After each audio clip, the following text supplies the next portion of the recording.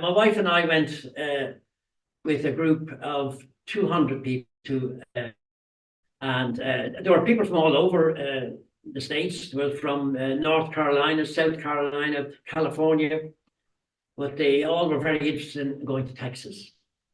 So this was a hotel. It was a four-star hotel. Look at what it was, and it had good restaurants, good cafe, had an outdoor swimming pool on the third floor. So it did us for 3 nights.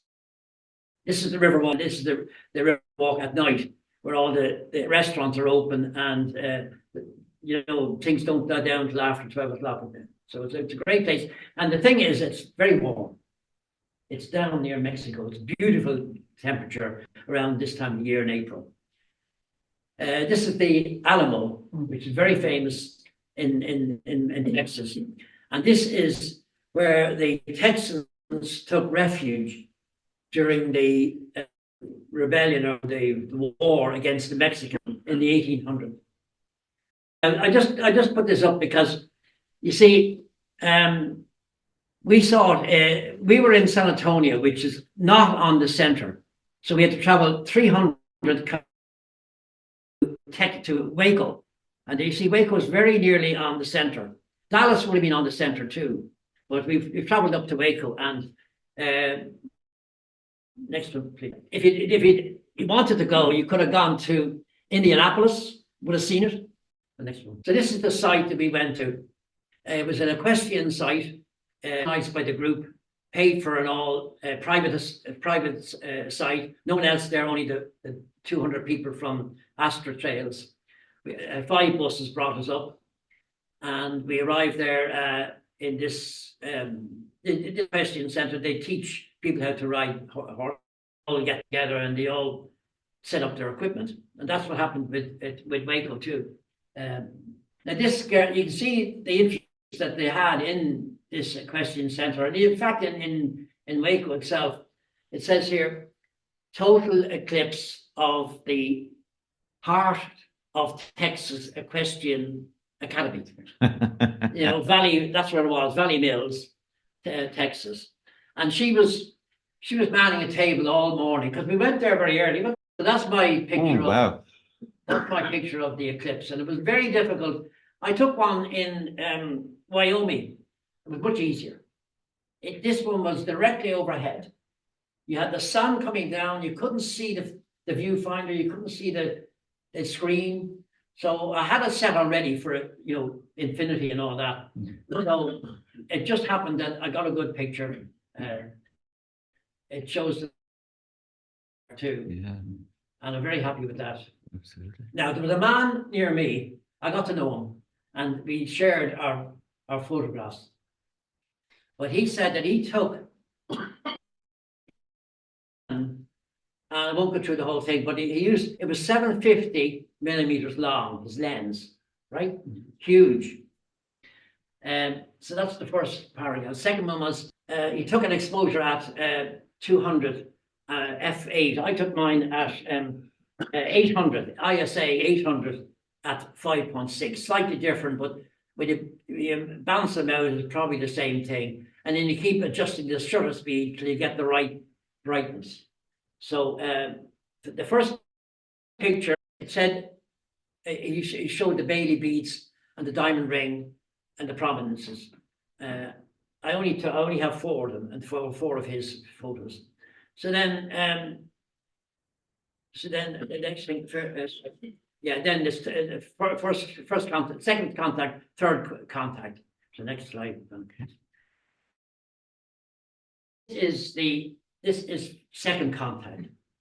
Second contact is when the moon is just covering the sun and there's only a fraction of light from the sun left shown. And that's the one he took of third contact. You see the diamond ring. Bailey beads too, yes. Next one. So that's better. That's only showing the Bailey beads. The next one. That is totality, really, with a little bit of the Bailey beads at the top. Yeah. Next one, please. That's total. That's totality. And if you adjust the speed of the shutter, you're going to get a brighter one. Next one, you're going to get a brighter picture, a brighter image, and you keep going until you get really bright. But for the diamond ring, you have to really shut it off. It has to be really dark. You'll just be so bright you won't see it. Is that him? Okay. Next one. Yeah, that's the next. That's the last one. Yeah. Okay.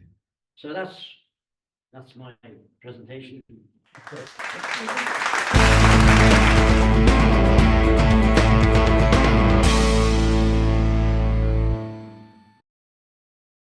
So we chose a cruise because we had two previous successful eclipse cruises, one in Indonesia in 2016, and then last year just off the coast of Western Australia. Both worked very well.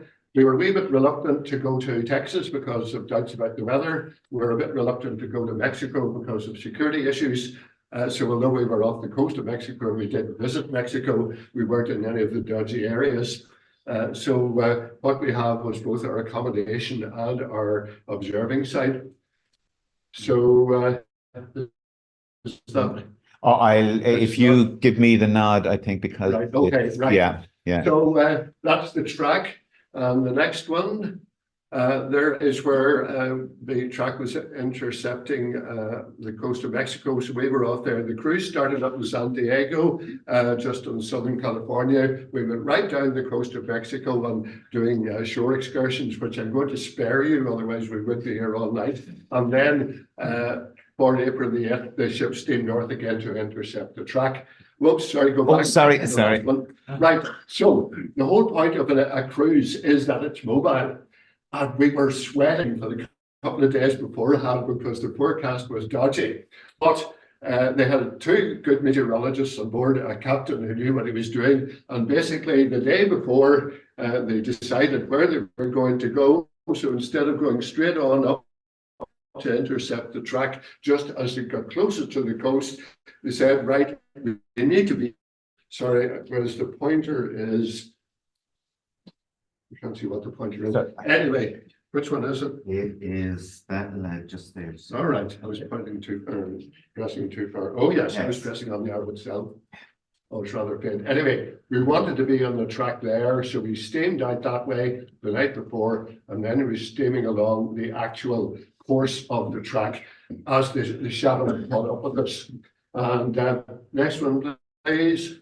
This is, as I say, our accommodation and our observing site. That hat has attracted a lot of attention. It was bought in Indonesia and the eclipse trip there. It is a lifesaver because it's ventilated at the top. It also doubles as a fan, and when you're in the heat, it's absolutely essential for somebody like me. Right, next one, please. So this is on the ship, and as I say, I'm going to spare you all the stuff of all the shore excursions and all the rest of it, except for one at the end, which you can't miss.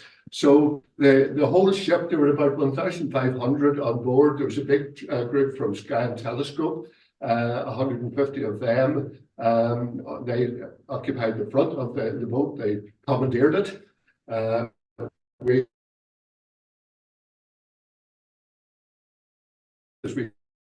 thought the track was coming along, lasers to work, but not enough to cause any significant movement, although some people were a little bit concerned about the movement. Next one, please. So just there, as I say, although there are a lot of people on the ship, there was always room to get somewhere. You could even have relaxed on your back in the swimming pool and looked up at from there, although photography might have been a bit dodgy. Right, next one.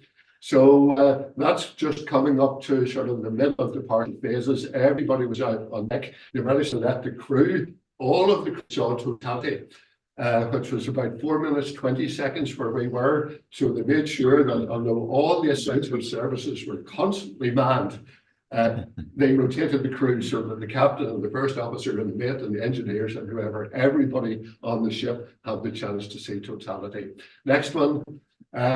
So, as I said, we were worried about clouds And the captain and the meteorologist literally found a strip of the ocean on the track of totality where there were clouds on the right of us and clouds on the left of us, but we had this beautifully clear area. There was some very, very thin high cirrus enough to annoy the real purists, but essentially it was a clear blue sky. So we were very, very happy on Eclipse Day. So next one, please. So that was me just using one half of the pair of binoculars to project the present image there for the people that hadn't seen it up to then and didn't have binoculars or anything. Our Eclipse cruise organisers provided us with champagne to celebrate afterwards. So as it came towards the sort of the middle of the eclipse and we were very sure that we were going to see it, Angela went down to the camp.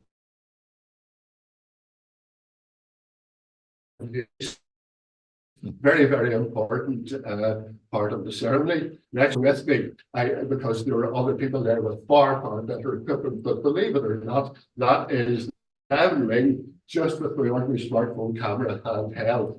Now that's at third contact, the end of the total phase, but I was quite pleased with that. Next one, please.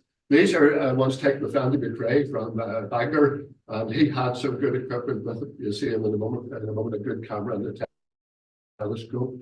As I said, I left the photography to the professionals. There's some others here who will take far, far better photographs than I could ever take, even if I had the equipment.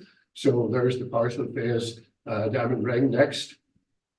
And again, with the prominences, these prominences here were absolutely amazing. The brightest ones I've ever seen. You can see the one on the bottom right there is so bright that it is overexposed. It's not red, it has overexposed into white. Some other detached ones up near the, or almost detached up near the 2 o'clock position. Next. So that Andy said his Photoshop failed him, and he didn't get a chance to process these properly. But that gives you an idea of the corona and the earth shine on the right-hand one there in particular, which is basically, if you were on the moon, you'd be looking at a full earth. You know, the sun is shining on the earth and being reflected back onto the moon, and then it's reflected back from the moon and back to earth, where we can see an amazing phenomenon. Next one, please. Now, the last one there is the most detailed one of the corona that he was going to be getting. Amazing amount of detail there, which you could see with binoculars.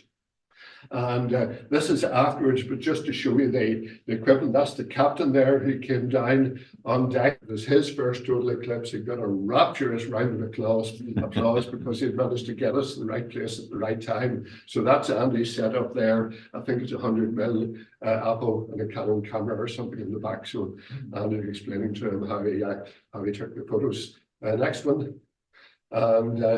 And this is sort of going back a little bit. That's Angela in the last stages just before totality. And then I had to put in the captain assisted in getting a selfie taken with Angela.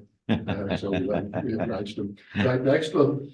And that's a sequence there of what it's like. It is an absolutely amazing thing. It's not something that you see, it's something that you feel as well. And no matter what fantastic photographs you see here from other people, you have to actually see it and experience it yourself. Okay, next. That's a photograph by a guy that we met on the boat.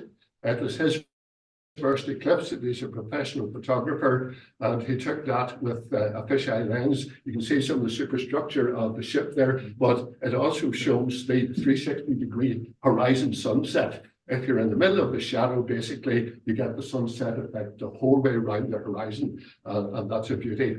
One of the best I've ever seen. You can see a wee bit of cloud there down near the bottom. As I say, we were in a clear patch, but there was some cloud.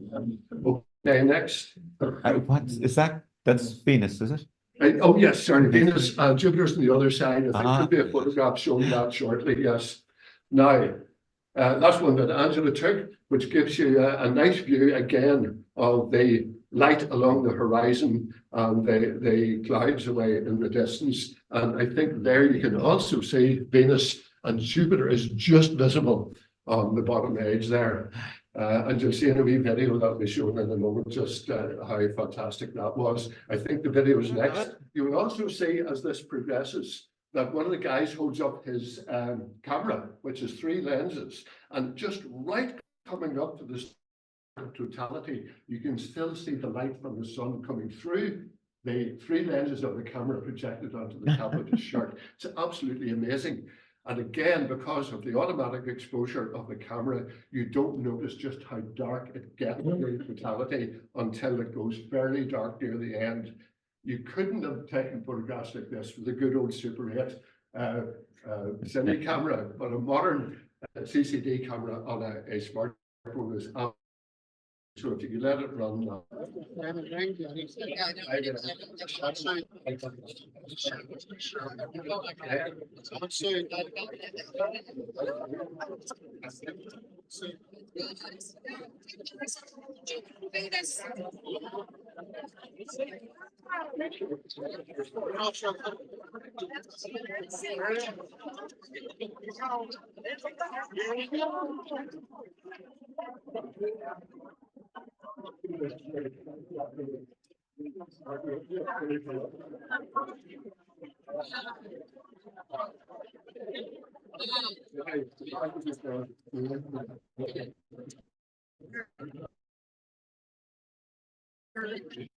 Using unfiltered binoculars. Right, had to go to Palomar. This is the only bit that isn't actually eclipse related. Those of you who don't know, sorry to go back. My apologies. This is the big daddy, or was the big daddy of telescopes up until ones like the Keck. For about 40 years, this was the biggest, most productive telescope in the world. 200-inch diameter, 5.1 meter. Absolutely humongous. I knew all the statistics before I went there, but when you actually go and see it and go into the dome, it's amazing. We got a personal tour through a friend of a friend, basically. So we got to see things that not everybody saw. So we'll go through. Sorry? What state is it? What? What state is Mount Palomar in? What state? Yes. Oh, it's in California, near San Diego. An hour's drive, or an hour and a half drive from San Diego, where Eclipse started and finished. So we had a hard car, and of course had to go to Palomar. So next one. So this is inside. If you're not familiar with it, it's a very unusual mounting called a horseshoe, but that is basically the telescope there and all the structure. So the mirror is down there, and underneath, I should be using this, shouldn't I? Those are all auxiliary instruments. It can be used at prime focus up there at f3.3. Down here, sorry, it's at Cassegrain focus, which is f16, and you can also divert the light out to the sides with the horizontal axis bearings, and a coude focus, which gives you about f30. So it's very, very versatile. Now, they didn't set up the dome with the lighting and so on, especially for my photography. So some of us have intrusive lights and so on. But again, you can see there the so-called horseshoe mount. There's the horseshoe there. That's the telescope. And the advantage of that mount is that it can view the whole sky, whereas the 100-inch Hooker telescope and Mount Wilson, also in California, which was the biggest before that, couldn't point to the North Pole. This thing, as I say, is humongous. The mirror alone weighs 13.5 tons. The whole telescope weighs 150 tons. And the dome, the rotating part of the dome, is 1,000 tons. Okay, next one.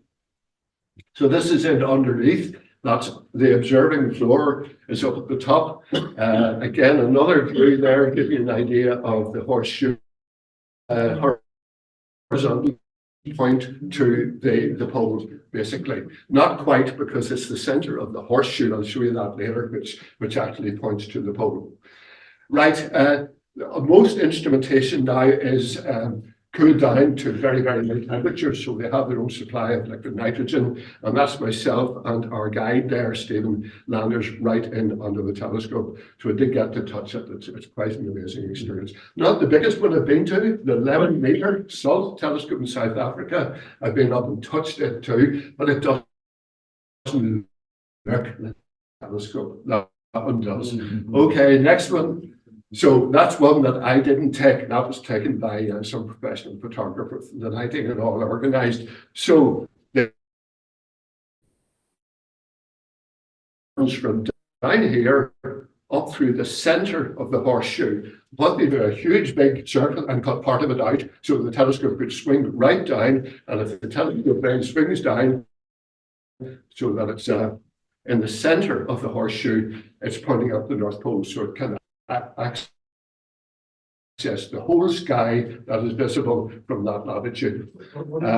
It's absolutely unbelievable. Big. I mean, you can. The photograph doesn't give you an idea of the size. So, somebody else. Sorry, 1 minute. Yeah. Okay, quick. One more. The Ocean Split, the famous Palomar Sky Survey. We also got into it. It's not open to the public at all. It's basically a huge big camera, 48-inch corrective plate at the front, 72-inch primary mirror. And the Zwicky transient facility, which you may have heard of, discovered a comet recently. That's the big box on the left. I think there's one more. This is Greg Hallam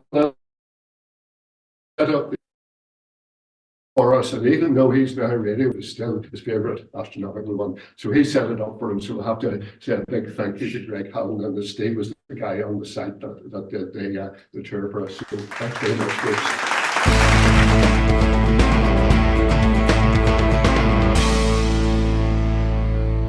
Right. So This was my fourth total solar eclipse, and I was supposed to be going on my own at one stage, and I opened my mouth, and my son said, "Oh, I'm going to Texas.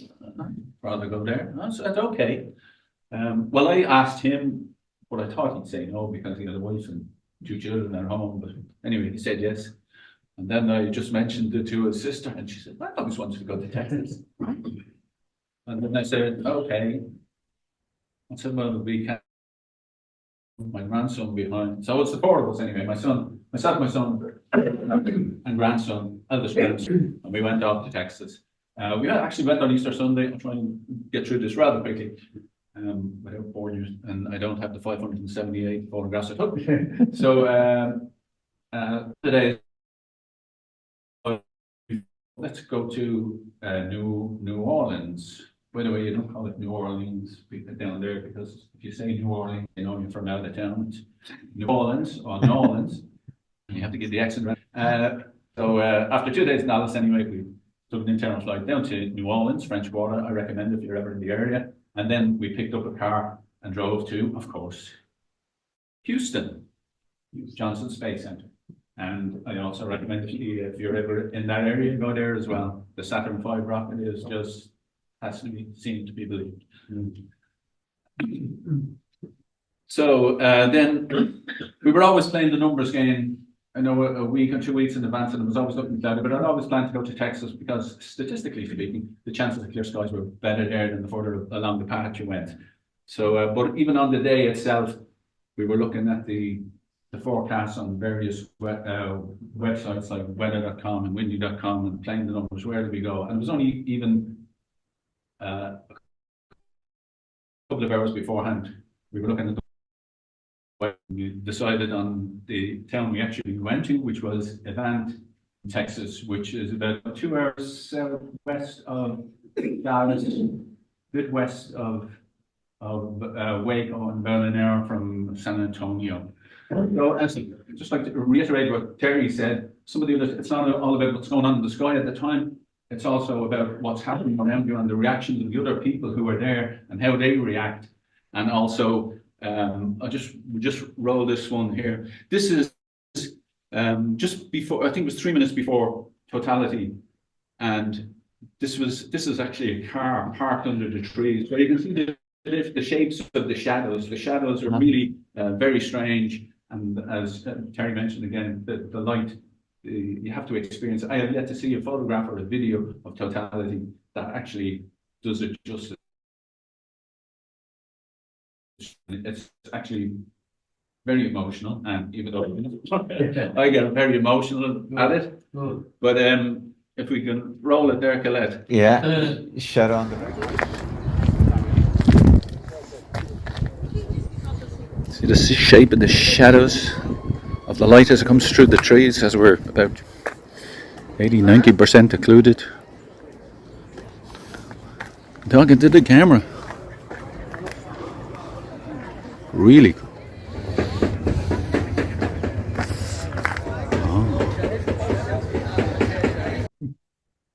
Yeah, You want to go on to the next one? absolutely. This is, and it's not a particularly great Wow. photograph. Lovely. I took it as a 400mm lens. I only got into photography relatively recently. This one is very high, which kind of which makes it a little bit grainy, but not too bad, I thought. And End of totality. totality, another video. That's my grandson. What do you make of that, huh? That. Boom.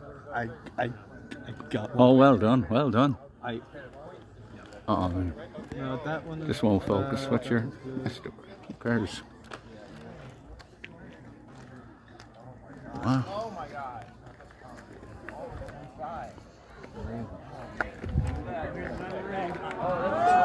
Hey.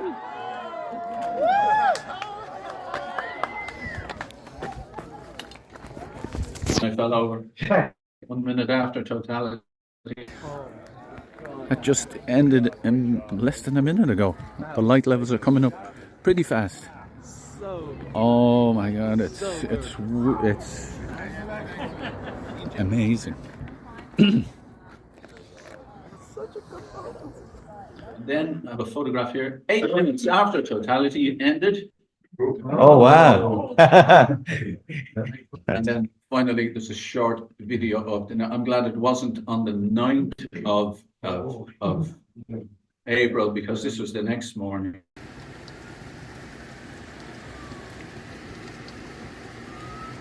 Come on.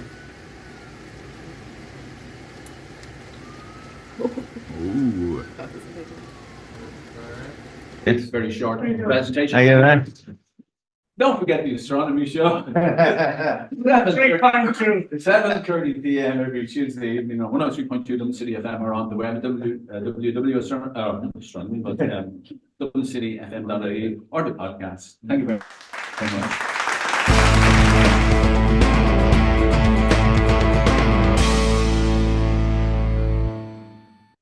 Now, we decided, Sarah and myself, to go to Arkansas. So prospects were never great for this eclipse.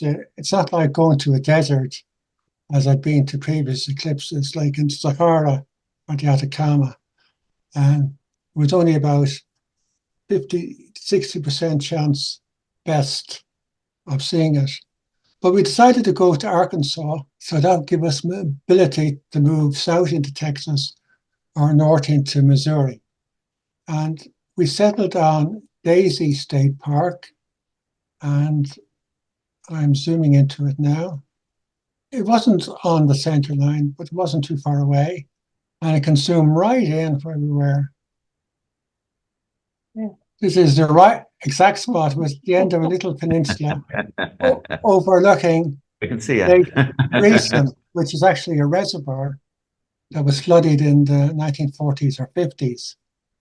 And so it was a very pleasant spot. We had our tent set up. Sarah's sister and her husband had a camper van with all the facilities. Okay, there's our glamping tent. Ah, cool. There's the view of the lake. We have our picnic table and our rental car, an SUV. There's our 4-star breakfast. Bananas and cornflakes. Actually, it was quite cold in the morning, and in the week leading up to it, it was very, very windy. But it would die down at night. But you see, beautiful clear sky every day. And this is a nice shot of it before the eclipse. And if you zoom in, Wow. A couple of days before. that's a couple of days before, you can see the moon, which of course was south of the sun. So you couldn't get it that close. One evening there was forest fires in the distance, and it turned the sky red. There was also a boat yard over here, which had a few lights, which interfered a little bit with nighttime observing. There's my setup.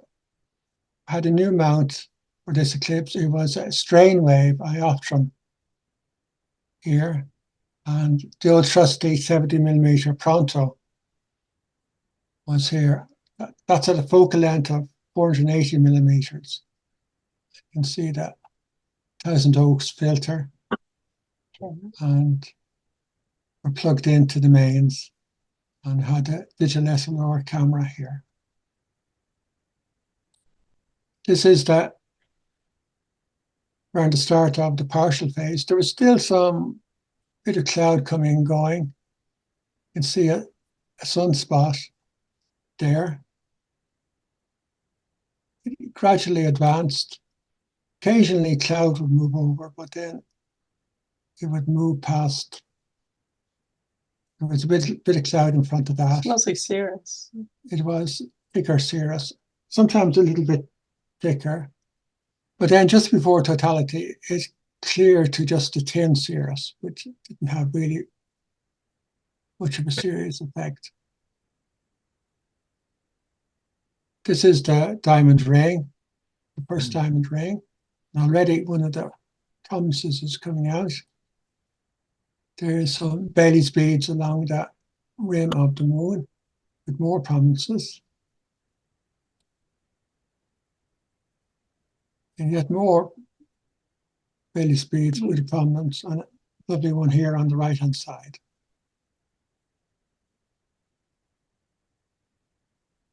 This is the corona. Again, it was, of course, a maximum corona, which personally I don't think is good as the minimum corona.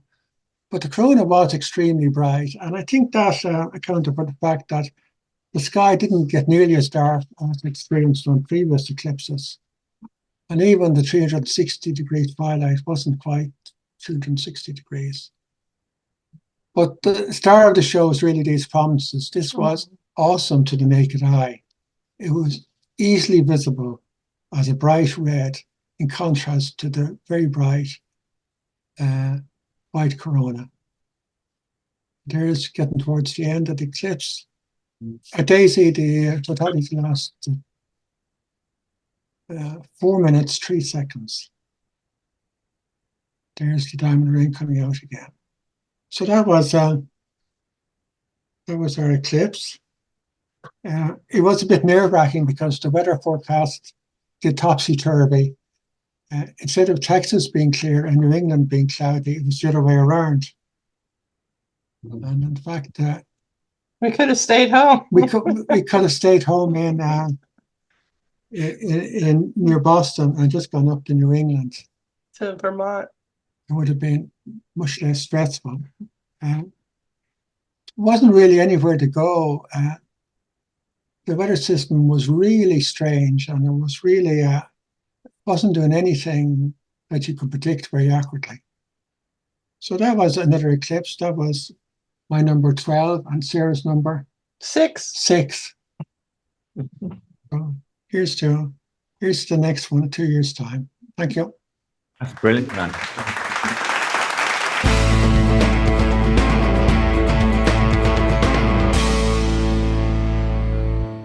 This is my 4th eclipse. 2017 was my 3rd, and that was all about photographing it. I automated the whole system, and so let me sit back and relax and watch it. Now for this one, I booked to go to Dallas in January. I have friends who were in Arlington actually living in the shadow.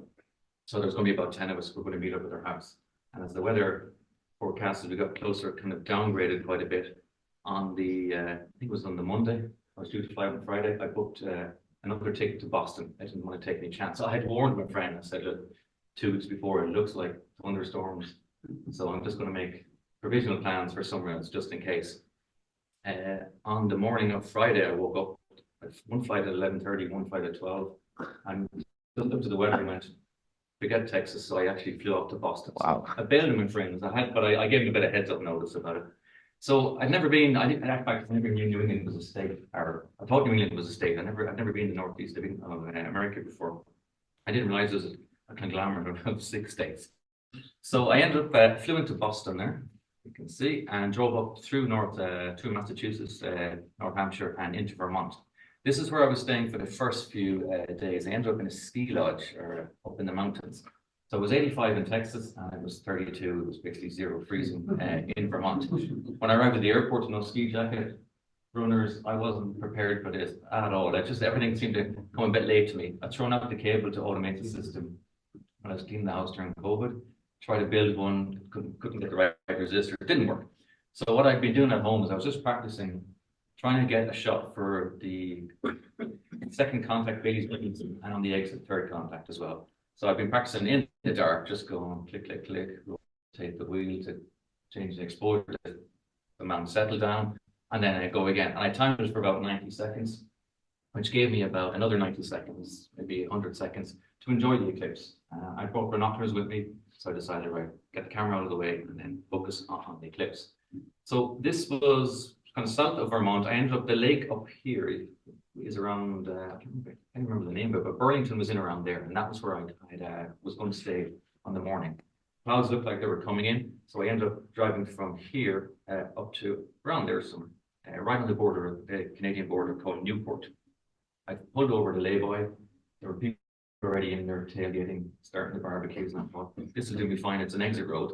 I went into Newport and it was absolutely jammed, so I just got straight back out again, and I took the lay-by on the opposite side of the road. I was only about 20 people there at the time. I ended up sitting beside some portal who's nearly for the whole duration. If you can go to the setup. Okay. Yeah. So I just threw down the camera at the side. I had polar aligned it the night before when. Which image do you want? If you want to go to. This is the other. Yeah, that one. The image one. Yeah. Yeah. So this is the scope and camera. I was using the Canon mirrorless, and I have a flipped one and a mirrorless one. I just wanted the mirrorless one so there's no slap on the mirror to stop the vibrations. It's my old trusty 60mm Takahashi scope. There's an extension in the middle of it there. So with 600mm focal length, you can see the filter on the end. Simple Skywatcher mount, and I was using the counterbalance. At this stage, it was about I think I saw your t-shirt there actually. It's about 3:42, I think, by the time I got here. It was an hour and a half later after Texas. All right. The wedge is in there. Okay. So like I said, I polar aligned the night before because it was nice and clear. And then I just threw it in the ground and didn't bother trying to make any corrections to it. It actually stayed in the center excellently for over about 25 minutes. Okay, leave it at that. So you can see due south was around just left of the tree, I think. So it was pretty much kind of southwest to west by the time the eclipse hit. I was already talking to my friend who had seen it in Texas, and she was telling me to look up the prominences at 5 p.m., which turned out to be about 6 p.m. by the time everything had reached Vermont. So yeah, did my 90 seconds, got the in and the out photos effectively, and then sat down, and the view through the binoculars was fantastic. First time I'd seen shadow bands. They were on the ground there. By the time the eclipse happened, there was cars everywhere. This is pretty early on. You can see the snow there as well, but beautiful sky. About half an hour before this thin cirrus cloud started to come in, which I knew it hit Burlington and started to come towards us. So I did the right thing in moving, although when I went back to Burlington later on, it was like a party time. Here I am sitting inside the portal loop. If you just pop into the pictures. Yeah. So this is 4 nights. I didn't make this a 2-week holiday like I had before. This was a bit of an in and out. I'd actually taken a few days off because I wanted to do some Milky Way art shots in Ireland. Came home and the weather was terrible. But Vermont was beautiful. So I guess you could probably go down. Go down as they come down. Yeah. Okay. So this was approaching C2. Now I knew that I'd gone through the 2007 photos, and I knew that 1,000 of a second at f10 and ISO 200 was fine to catch some of the prominences and Bailey's beads. So at the start of second contact, I just started bashing out on the intervalometer. I hit about 10 exposures in a row, and then I started going to the bracket shots. Wasn't really timing, it's just too exciting. The light was good, from silver. Totality happens, binoculars up, and I wasn't really paying too much attention to how long was left. It's just too much fun watching it, and your heart rate is going crazy, and everyone's jumping around you, shouting and screaming. So it was, I could just see it was just about to pop out, and I got back on it at 1,000. So you'll see that picture in a minute at the end of the sequence. So that's Bailey's beads. So this is kind of I guess it's about 10-15 seconds before the eclipse at C2 happens here. and then in the middle, it's full totality, and then as we're coming back out again. So the moon for me had actually started in, I've overlaid these in light mode, that's why you're getting the eclipse effect. This is the first photo up here. So this is the last bit of light. So as the moon is moving in this direction, and it's starting to cover more and more of the light, so you get less and less and less light, and then the chromases come up, and then we're at totality around this picture. Then totality occurred, and then on the way out, as you can see, I called it a bit late here. Just the light re-emerging in the sequences I was taking in 1,000 second shot. I just stacked them up just to give an idea of a bit of movement of the moon itself. And So, the prominences the prominences there. down here. Yeah. So, at the very start, this huge prominence, this is about 6 o'clock on the clock for me. That was barely visible in the first one. So it goes to show there's quite a bit of movement of the moon across the sun. It obscured most of it at C2, and then at C3 it was popping out here in a very strong fashion, as well as the one over here, which was very clear. This one was, naked eye.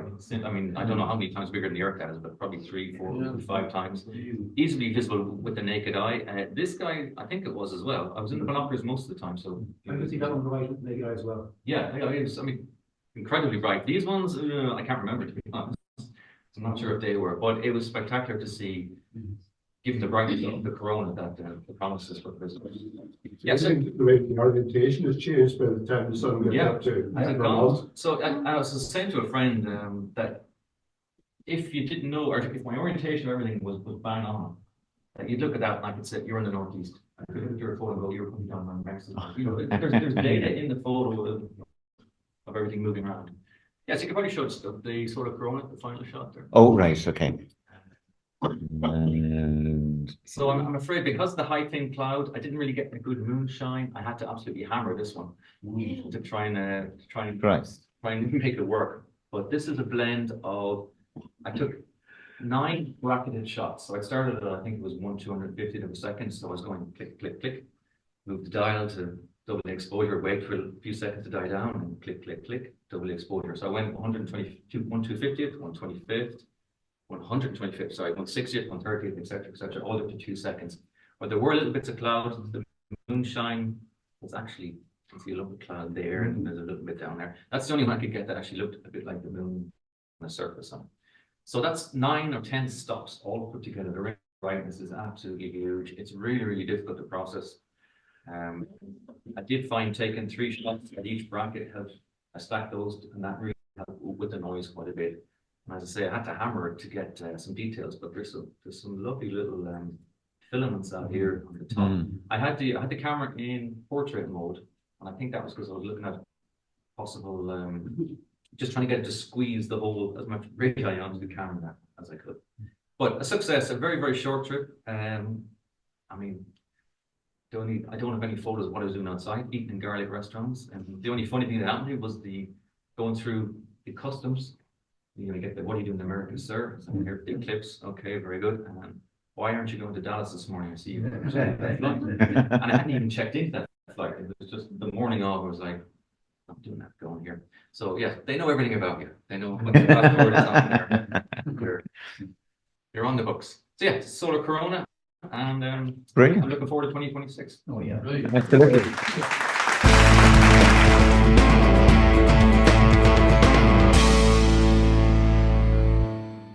I just randomly threw a lot of shots onto a stick when I came home from work, like so.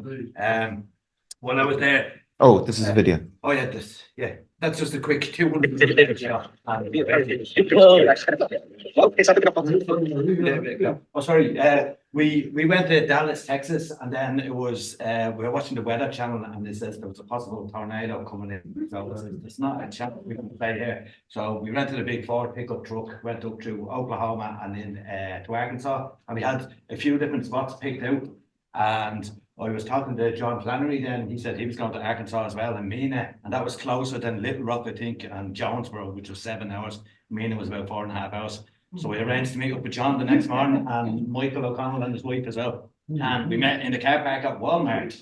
And we actually thought about shooting there, and then we said, what if the lights have the sensors when it goes dark and the lights come on? So we're not going to stay here just in case. So we flew up the road, we found this little church, and it was nice and all, but there was a much better spot that John had seen down the road by the lake. So he flew down, he asked the people from the church. This is a composite. I had me white balance in automatic mode, and it changed like from blue to yellow. Now, obviously, I enhanced it a little bit in Photoshop, but you can see it did change in the colours. Just I started off the diamond ring just getting smaller. And the same as Tom, I did multiple exposures. I thought I had down as far as 2 seconds. When I checked back, it was me. My longest one was 1.2 seconds, but I find it very hard to blend them. I don't know if you can see it back there. You can make out the line, the actual square from the shot. But I seen shots by guys online later, and apparently there was a comet discovered just before. Did you see a comet Soho 5008? It's like my shot ends here. The comet is right here. I literally just missed it. So Tom, if you have shots, you should look back through them. I know you had Comet Pond's books as well, but this little Soho comet was there. But I just made a few composites. I played around. This was my first eclipse, and I took 2,328 shots during the eclipse. From start to finish, I took a shot 5 seconds, another shot 5 seconds. So time lapse the whole thing. But my star tracker wasn't working, and I was panicking, saying 2 minutes ago, scrap the tracker, just put it on tripod and take shots. So I have a time lapse, but like it starts off and it moves down, and then it goes back up like this. So I have a guy trying to work on a dino family, trying to put it all together. But we were in Texas for the 6 days, apart from the one day we went there. But we videoed the whole adventure over the 6 days, and we're making a little documentary out of it. Oh, brilliant. On my camera alone, I already sent the guy 160 videos or something until I said it may take a while. This is the same, like Tom was saying, C2 and C3. I just blended them together just so you could see the prominences going all the way around at the diamond ring. This so visible to the naked eye. I remember sitting there saying, look at that, the prominence, because I went with 2 friends. One of them is here tonight, one of them couldn't make it. But I remember once I spotted this screen now, look at this prominence. And I read somewhere it's like 40,000 miles away, 40 million miles away. This prominence massive. Unbelievable. Yeah. And there we go. They are all eclipse shots, obviously. Different though, isn't it? Oh, it is. This is my HDR shot, but mine is full of noise. Like Tom, you did a much better job than I did. Now, I was able to push them out to get detail, but the noise and it is hideous. But again, that comet I was talking about is just right down here. I originally thought that was it there, but that's just the camera shake on the star or something. But again, mine was 6 shots put together. He was 9 Tom. So beautiful. It was still an effort to put together. That was my first try. So Then I was using a Canon R6II and a Sigma lens 150 to 600 mil, but I kept it at 500 mil because I had read that when the corona comes out, it can be the same size as the sun, like northeast, south, and west. So I wanted room all the way around it. I'd never seen one before. Now, somebody that was there saying it wasn't as big as it had been in previous eclipses, but I think 500 mil worked out nice anyway, and I was able to just drop in a bit then if I needed it. But that's just going through the phases, and you can see. Oh, that's a nice. That was. You used a telescope. No, a 500 mil lens. Yeah. I cropped them slightly just so you could zoom in. And it was on a tripod. Yeah, I was on a tripod. It was originally on a star tracker, but the star tracker wasn't aligning. But like, I stupidly still had it set to 53 degrees, and it was my fault, and the batteries are already gone. It was a panic station, and then no, just get the shot. But Wow. while we were taking the shots, we had this big conversation. Saying, don't waste your time, just take a shot and not experience it. Take time to look up, and I was completely just shoot, and then I said, no, stop. Put the camera down and just and wow. Yeah. One of the best things I've ever photographed in the sky. Like I loved it. I'm already looking at Spain. Same one, this the ring shots and the HDR shot combined. But then I says, you know, like I said, I took 2,328 shots. I want to show some of the phases. So in the next shot, I put some of the phases in as well, just going across the top and the bottom. This one here. So you could see, like I was able to spend all that time. And we got so lucky, like when we first arrived and we met up with John Flannery and Mina, it was kind of cloudy. And like the minute the eclipse started, it just completely cleared. When there was 10 minutes to go, you can see my last phase, I didn't quite get the very end. There was 10 minutes to go and the cloud came in. But I'm happy enough with that last bit. I was delighted. That's brilliant. The hardest part was while you were trying to take the shots, we had 4 minutes and 7 seconds. All the church people were coming over trying to talk to us while I was trying to get my shots. And obviously, I need to get these shots. It's happening again. I put the 12 things in because my plan was to make a little clock, and I was buy a little clock. Right? This is me just playing around in Photoshop, like, and God, they're fantastic. again, just the diamond rings on either side rather than the big one. God, they look like Jaffa cakes, all right? Same thing. Well, the chocolate cakes. Oh, There was one. oh, sorry. I'll show you now in a minute. I'll explain. I'm not even sure if I have it in there. There's that, and That shot, and I just made them smaller and put them all the way around in the gap. And then I thought, you know, what way stretch to make them like an atom or something. I don't know if that shot is there. And then I just said, no, just stop. You're going too fast. Yeah, that was my trip. fantastic, Anthony. That's brilliant.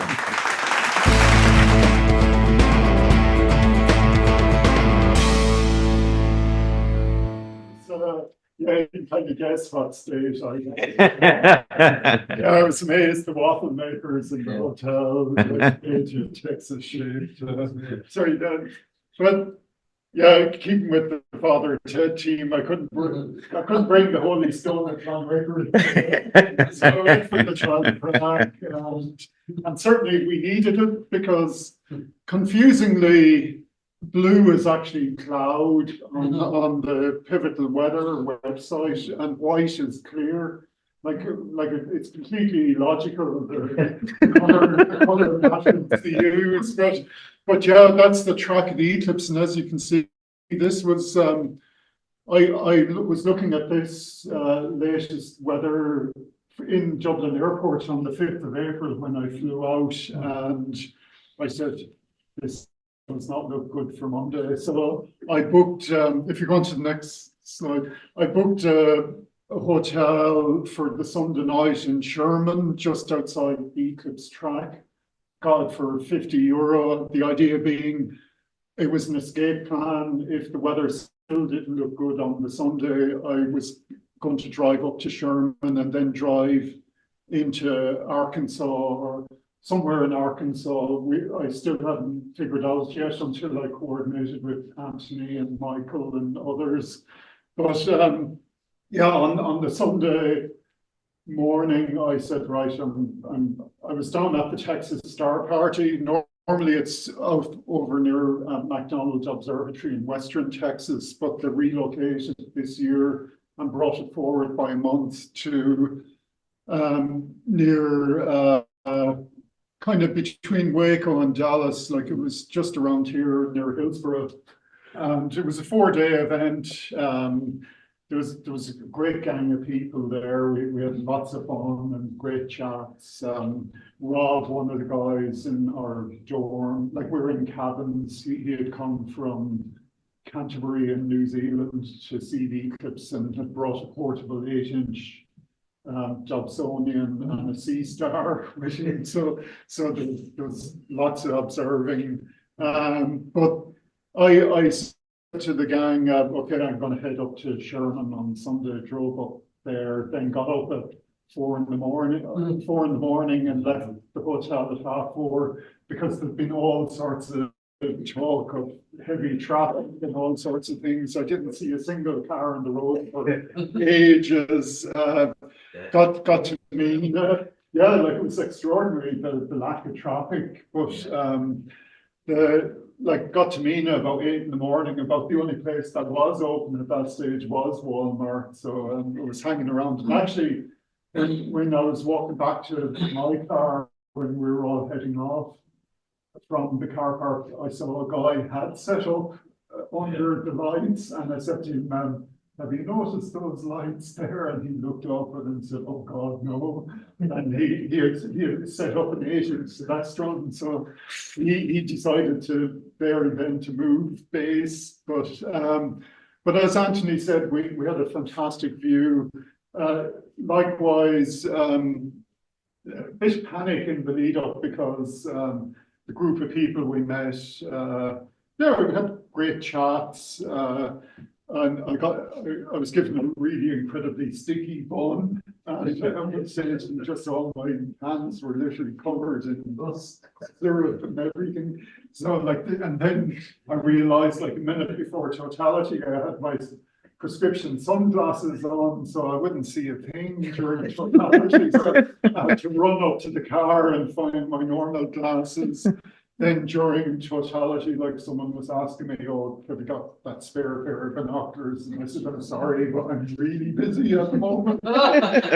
Sorry, you don't mind jumping on. So this is the views I got. Oh gosh, the sun is off the screen there, actually, but yeah, that's back at the camera shot. Of the Sorry about that, John. There it is. Yeah, and you can see how high up the sun was for us. You don't mind? Yeah, no, keep. Oh, sorry. But afterwards, after totality, I drove back down to the Texas Star Party because I was heading towards South Texas the next day. I went for a night to Austin, stopped off in Waco and some of the hill country on the way, and then Were you on went. your own, John? Were you on your own? Yes, yeah, and then went to San Antonio, and as Ken said, it's a beautiful city center. The Alamo, of course. What I was amazed by was Phil Collins is an avid collector of Alamo memorabilia, and he's donated his collection to the museum there. So he obviously has all the money from his time at Genesis and as a solo artist. But and then of course the do things big in Texas, the world's biggest pair of cowboy boots. Like you see these roadside kind of sculptures as you're driving along, and then as Ben did, I went on to Space Center Houston, and that was really spectacular. To walk the length of the Saturn V and see all the other stuff on display. But yeah, and then the end of my trip, I had a couple of nights in Dallas, but I was only in Dallas a couple of hours and got food poisoning, and I was calling it JR's revenge. But yeah, I saw literally nothing of Dallas because I just spent the whole time in bed in the hotel, which didn't even have a window room. So it's one of these micro hotels, it turned out. Oh, sorry, you don't mind. Oh, sorry, Yeah, sorry. so that's my trip anyway.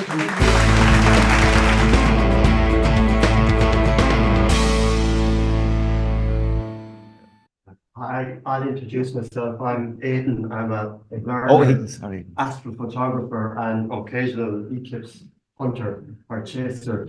And I got a text from John Flannery there yesterday saying there was this event on, so to bring a couple of shots because he knew I was over there looking at the eclipse and photographing the eclipse. So thanks for that, John. But I got a visa from my good wife Leah to travel over for a few days. I left on the Thursday before the eclipse. But unfortunately, I've been paying for it ever since I got back. Lots of jobs to do. So I actually went to Temple. It's south of Waco. I got an Airbnb there for 5 nights for about $75 a night. That wasn't bad at the time. My plan was to watch it somewhere because of the weather forecast in South Texas or over on the Edwards Peninsula was plan B if things were looking pretty bad. But on the Sunday before the eclipse, I was looking at the weather like everybody else. I decided South Texas was a waste of time. So I drove 8 hours up to Little Rock in Arkansas along the interstates, got there about 9 o'clock at night.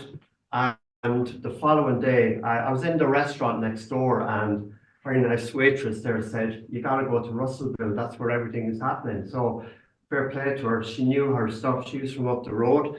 And I went to a place called Russellville, where they had broadcasts from CNN and other people from Russellville. A lot of my friends back in Ireland actually saw it, but I didn't get there. So I was as well, I was like John, I was paranoid about the traffic and everything. So I left Little Rock at 7:30 in the morning. I was in Russellville at 8:30 and the place was deserted. Managed to get a beautiful breakfast there, which is great. But slowly the crowds began to gather.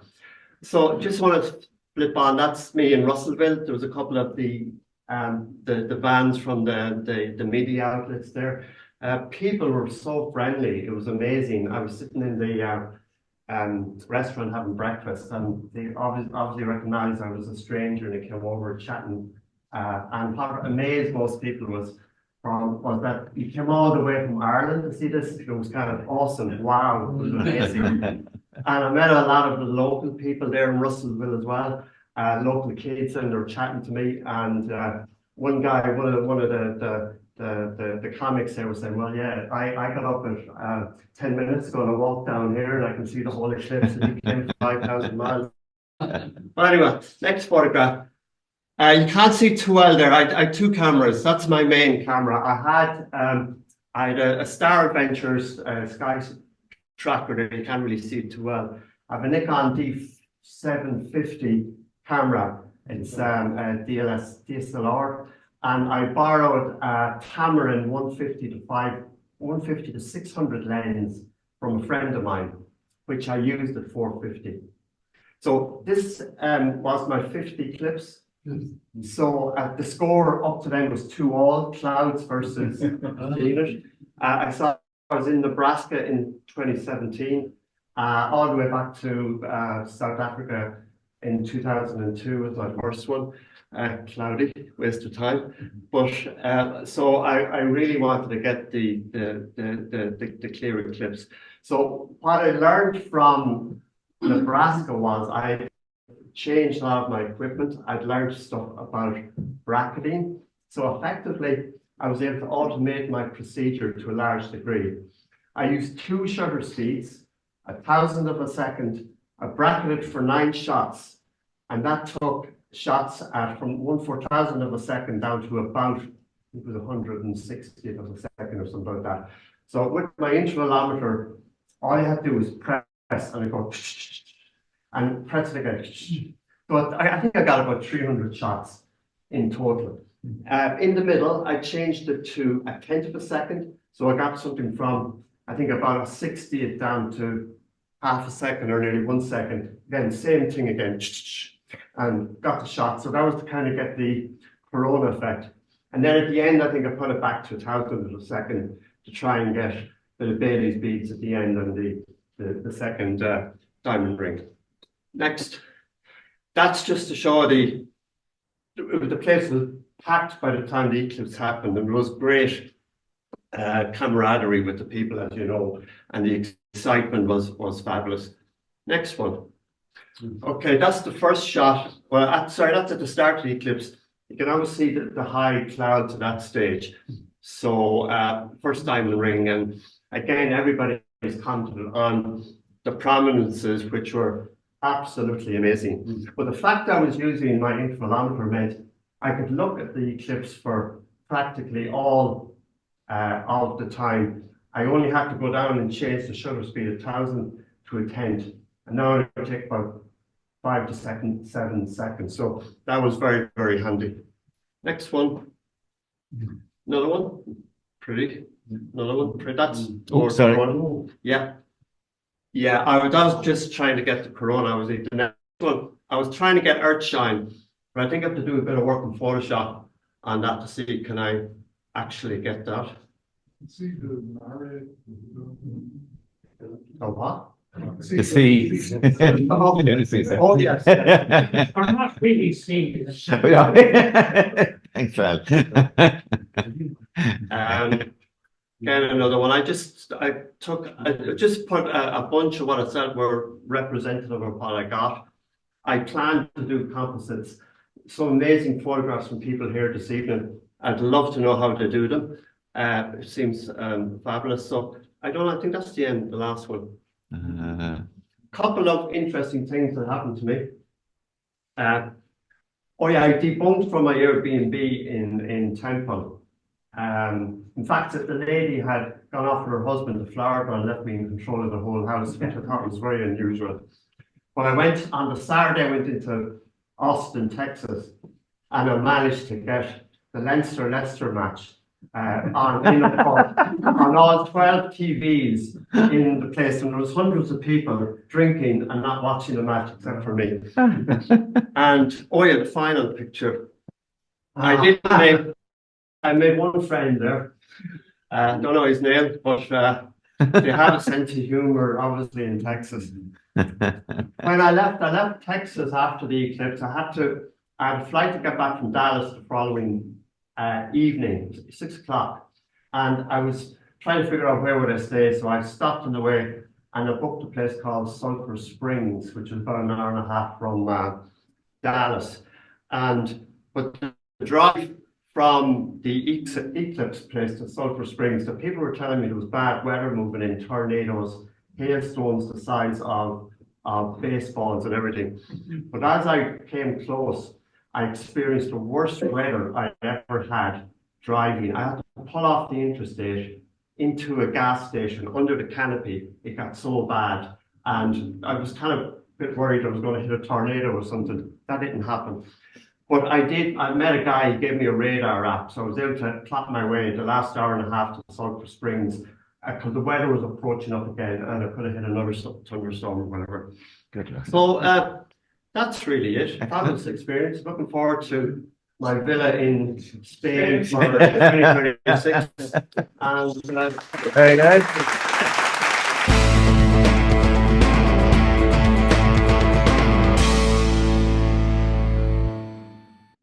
So that's just taken off from the airport. John Dolan gave out to me because it wasn't in focus, but I was rushing to catch a plane. So I just went through that. When we arrived there, you can see that it was lashing rain. In fact, all the stories that we heard, my biggest fear was the weather itself. And it kind of, I was in Toronto. Next slide.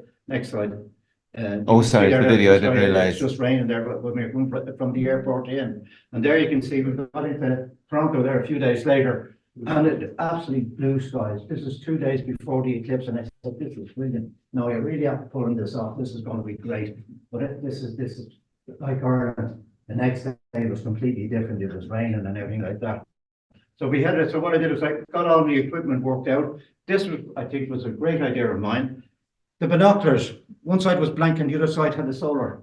So all I had to do was look at it, and then when I wanted to look at the totality, all I had to do was take the blank off this side, and I could look through the same binoculars, which I thought was very, very good. Just have to make sure that you're looking through the watch at the right time. And I brought my little Caesar that everybody knows that I'm in love with now at the moment. I find it absolutely fantastic. Just to go along. Go ahead. I took them out in the back garden there, and I just tried them out, and everything worked perfect. So I was happy. Go ahead, Donegan. So we packed up the boot of the car. I was staying with friends in Toronto, just outside Toronto, and we had worked out the same as everybody had done, watching the weather apps on your phone, on the television, and everything. We could have gone back down to Niagara Falls, or we could have gone to another place called Buffalo across the border, but they have been saying on the radio that traffic was going to be bad. You can just go ahead. And you could meet these signs all the way on the motorways saying that arrive early, that traffic was going to be very, very bad. They had said there was only going to be about 2 million people in Niagara Falls to watch it. It didn't work out that way. There wasn't the traffic that was that bad, and we drove about, go ahead. As you can see, we had cloud, but we were heading down to south along the Lake Erie, and we were heading for a small little town called Port Sandy. We have figured out that the weather was going to be fairly good down there. So that's basically, it was just, this is Toronto up here. We drove down roughly about this side of the lake, the small little town down along here. But even before we got that, you can go ahead, sorry.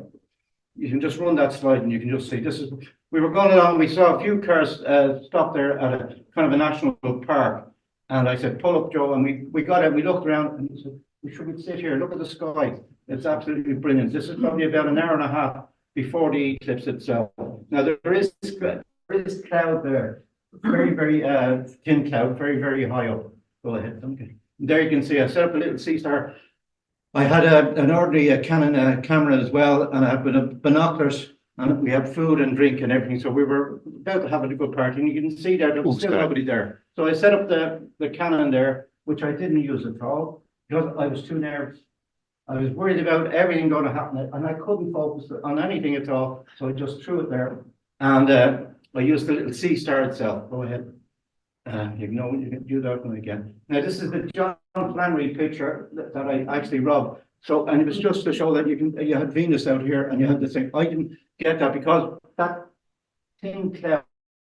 Kind of, if you go again, you just see there. You can see there was a thin cloud coming in, but you can see Venus is there, and you've got the sun. And I couldn't, as I said, I hadn't got, this was taken with the Canon. I couldn't focus particularly on the sun itself. Go ahead. But what we did, this is during totality, and you can see there we got the kind of a rainbow, a halo around the sun itself.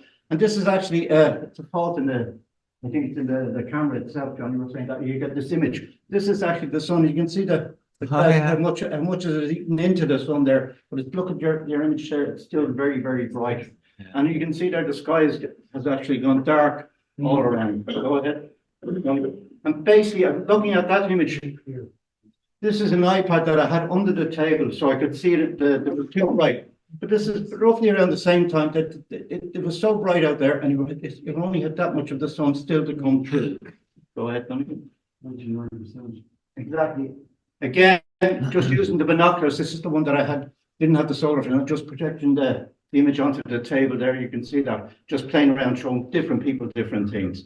Again, you can see how bright. And this is just.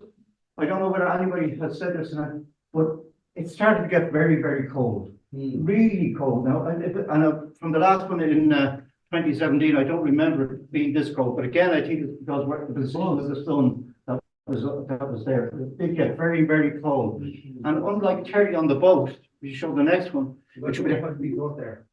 So you which was the north of Texas, 45 degrees north of the equator. Okay. Yeah. Okay. But that's how dark it got. It got very, very dark. You can see and cold as well. You can see everybody put on their coats and everything to watch it going across there. Go ahead. Basically, this is a little video. Just you can run it for a second. You should be able to click on that one. It is running there now. It is. Yeah. And I was told to do this, and I said I'll do this for the top. And you can see here you've got just the start of it, just between. And I'm looking at it, and I'm saying, I can't do this for the top. This is going to take over an hour to get across there. I've been watching everything from that. So I kind of stopped that and I went back to the next one. If you go on this and you click on this one. Yes. Oh, good. Now, the only thing is when I did the time lapse on it, I set it too far apart. Because this, you saw there, we got the totality was just a quick flash at that. But I did work on it and I did get this image. From the little sea star itself. As I say, it was absolutely brilliant. But I didn't get the rain, or I didn't get baby speeds, basically because I had set my cap in the time that for too much going across. So I did just take some of the lads' pictures from different ones, and this is just the different images. Then the next one, and there you have the diamond coming out, and you can go next one. And there again, it's just looking at under the table, you can see how bright it got. And still everything that's around there. And this is the sky, you can see there. This is a reflection of how blue the sky was, but there is that very thin cloud, very, very high up. And the next one is, sorry, that's just a picture. On the way back in the plane, I looked out at the window of the plane and I had the moon and Jupiter in the sky. Oh, brilliant. No, it's just, I was actually, when I booked the flight, I booked the window seat, so I was always looking north. I was hoping that I get auroras, but unfortunately I didn't. And the next one is 2026.